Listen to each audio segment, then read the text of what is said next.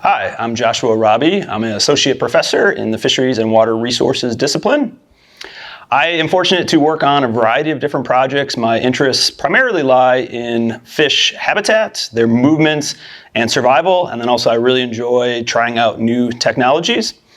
As mentioned, I am very fortunate to get to collaborate with a lot of different people, which allows me to work on a variety of systems and species. Some examples, I have worked on walleye spawning habitat, lake sturgeon use of fish elevators. It sounds just like it is. It's an elevator that passes fish upstream. I've also been working a lot on trout here in central Wisconsin and elsewhere. Like all organisms, fish need somewhere to live, and so that fish habitat is absolutely critical, and I just really enjoy learning about how they use their habitat so that we can understand them better, but also so that we can protect and potentially restore some of those habitats. I can see my research being impactful in the world of fisheries management because, again, understanding where fish live is absolutely critical in protecting them, but also they move around. And unfortunately, humans have influenced those movements, in particular with dams. And so I've done a lot of research on what are the influences of dams and can we mitigate that by having different fish passage structures. There's never going to be a true win-win, but can we find ways that can still have the positives of a dam while also helping out the fish movements? Unfortunately, quite a few species, again, the habitat is changing, and a species that I'm particularly interested in is brook trout.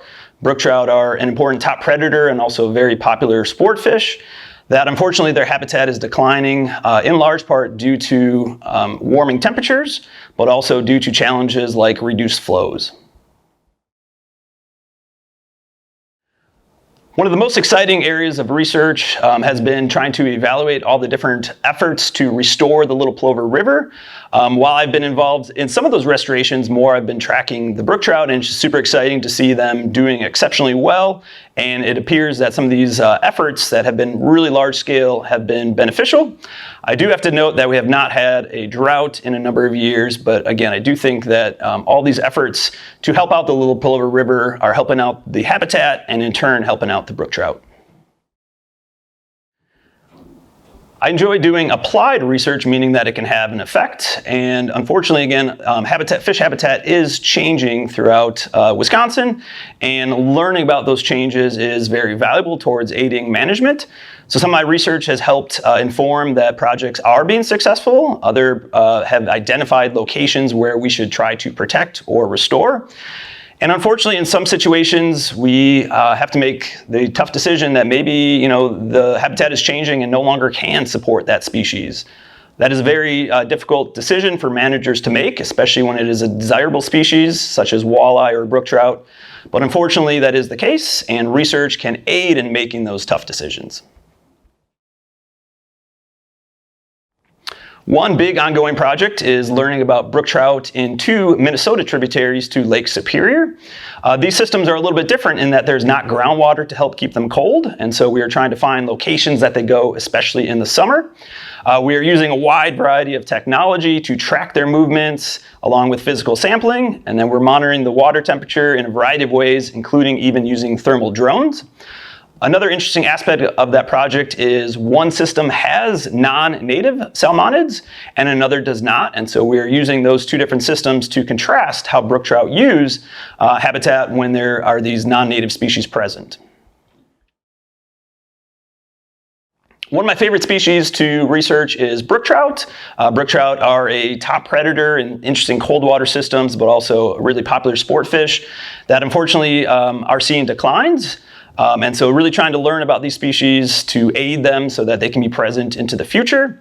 Brook trout also are just a beautiful, fun fish to catch. And selfishly, the Little Plover even runs through my neighborhood, and so I get to go out there and fish.